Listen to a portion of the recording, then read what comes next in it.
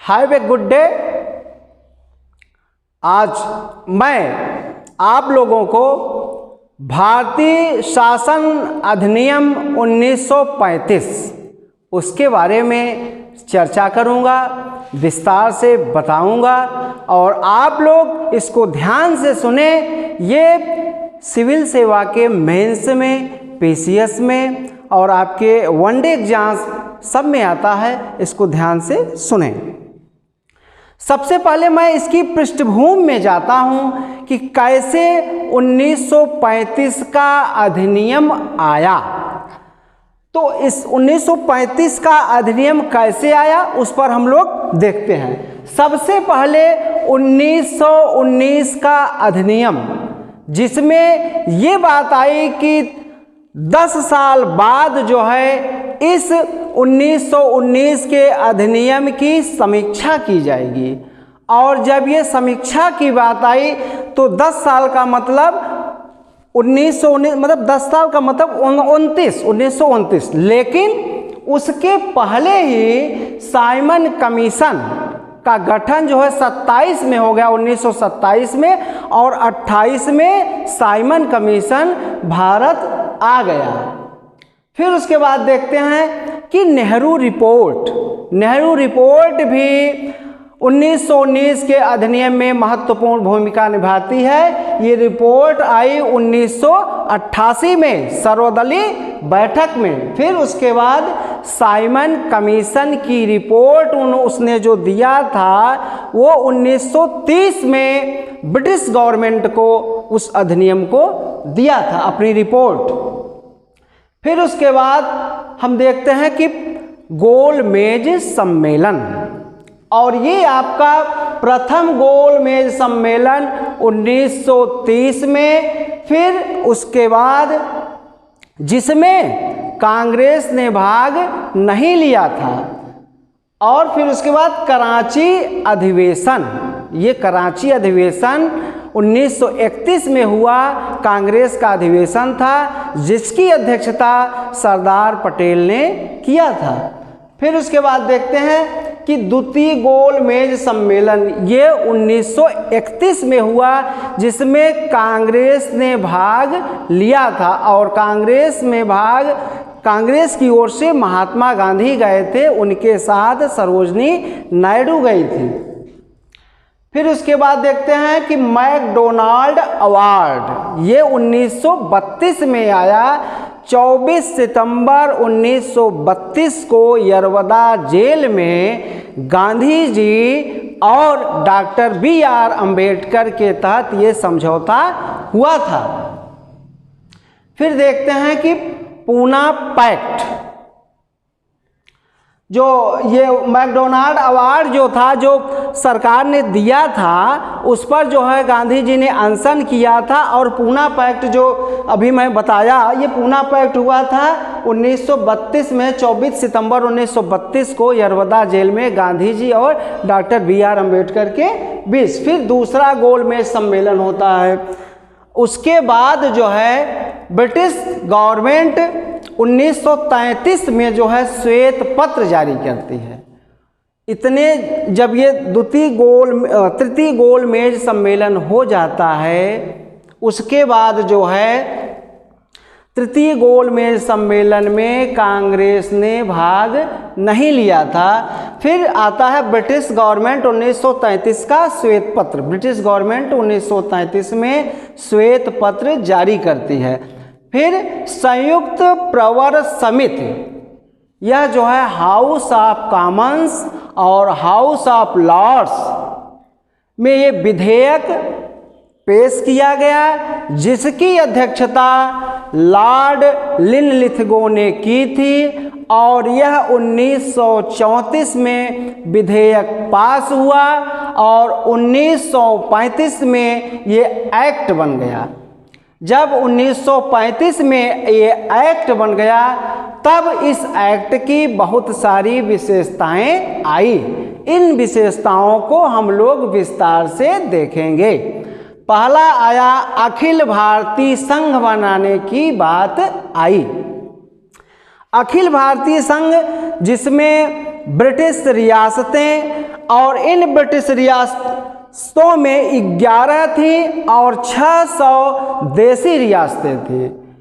इनको मिलाकर के एक अखिल भारतीय संघ बनाने की बात आई। अच्छा, ये अखिल भारतीय संघ जो है ये 1935 के अधिनियम में बनाया क्यों गया? ये इसलिए बनाया गया कि अंग्रेज़ों के ऊपर दबाव था और ये दबाव जो है हमारे भारतीय राजनीतिक जो नेता थे, महत्वपूर्ण भूमिका कांग्रेस की थी, इसलिए उन्होंने अखिल भारतीय संघ बनाया।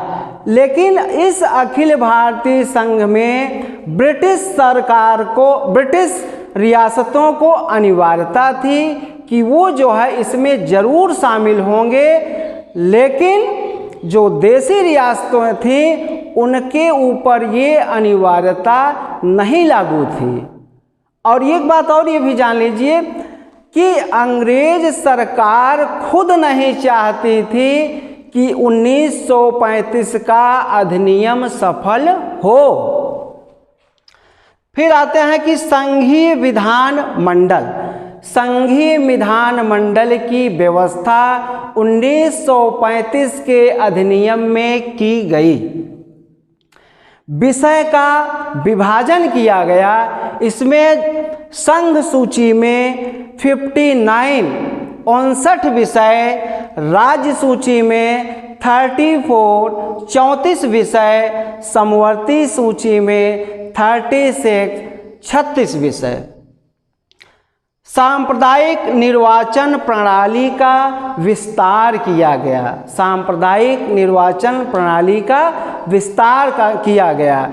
इसमें विस्तार, अब ये किताब में लिखा गया है, विस्तार का मतलब ये हुआ कि जो एससी वर्ग था, जो अलग से आरक्षण की मांग डॉक्टर BR अम्बेडकर किए थे और पूना पैक्ट के तहत गांधी जी से समझौता हुआ और ये बात आई कि जो हमारा हिंदू धर्म में है उसी में आपको अलग से आरक्षण दिया जाएगा। तो ये वही है सांप्रदायिक निर्वाचन प्रणाली, उनको अलग से सीटें दी गई। फिर राज्य स्तर पर द्विसदन प्रणाली, जो राज्य स्तर पर द्विसदन प्रणाली लागू की गई। मुंबई, बिहार, बंगाल, मद्रास ये प्रांत थे। राज्य स्तर पर द्वैध शासन को समाप्त किया गया। 1919 के अधिनियम में जो राज्य स्तर पर द्वैध शासन लागू किया गया था वो 1935 के अधिनियम में उसको समाप्त कर दिया गया और केंद्र में द्वैध शासन प्रणाली लागू की गई। म्यांमार का शासन अलग कर दिया गया। म्यांमार और अदन का शासन 1935 के अधिनियम से इसको अलग कर दिया गया। संघीय बैंक की स्थापना 1935 के अधिनियम में की गई और यहीं से भारतीय रिजर्व बैंक की स्थापना हुई 1935 के अधिनियम में।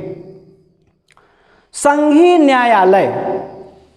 न्यायालय की व्यवस्था भारत में की गई और ये 1935 के अधिनियम के द्वारा हुआ। इसमें जो है कुछ विषय हस्तांतरित किए गए और कुछ विषय अहस्तांतरित किए गए। हस्तांतरित विषय थे जिनको जो केंद्र सरकार या वायसराय के पास रहेगा, इसको ये विषय थे सुरक्षित विषय इसको कहते हैं, जिसमें था रक्षा, जनजाति मामले और धार्मिक मामले। इन पर कानून केवल और केवल वायसराय और उसकी कमेटी ही बना सकती थी इस पर कानून। अन्य मामलों पर राज्य बना सकते थे। और इस अधिनियम की सबसे बड़ी विशेषता यह थी कि इस अधिनियम भारतीय संविधान में 30% इस अधिनियम को भारतीय संविधान में रखा गया। 310 धाराएं 310 धाराएं और 10 अनुसूचियां इस 1935 के अधिनियम में थी। ये इतना बड़ा अधिनियम था, बहुत सारे इसमें कानून थे, और ये कानून जो है भले इतना बड़ा बनाया गया लेकिन ये लागू नहीं हुआ। इसमें कारण उसका ये था कि जो देशी रियासतें थी वो भारतीय संघ में शामिल नहीं हुई, इसलिए 1935 का अधिनियम केवल बनाया गया और ये व्यवहार में नहीं लाया गया। 1919 के अधिनियम से ही 1947 तक हमारे देश में शासन चला। जब भारतीय संविधान बना तब 1919 के 35 के अधिनियम को उसमें काफ़ी सारी चीज़ों को उसमें रखा गया था। इसीलिए जवाहरलाल नेहरू ने 1935 के अधिनियम की आलोचना की थी और उन्होंने कहा था यह बिना गाड़ी वाला इंजन है और इसमें बहुत सारे ब्रेक हैं लेकिन इंजन नहीं है। यह 1935 का अधिनियम बहुत महत्वपूर्ण है। इसको हम सभी लोग, आप लोग कंपटीशन की दृष्टि से बहुत महत्वपूर्ण तरीके से इसको पढ़ेंगे। और आज का लेक्चर इतना ही। बहुत बहुत धन्यवाद आप लोगों का।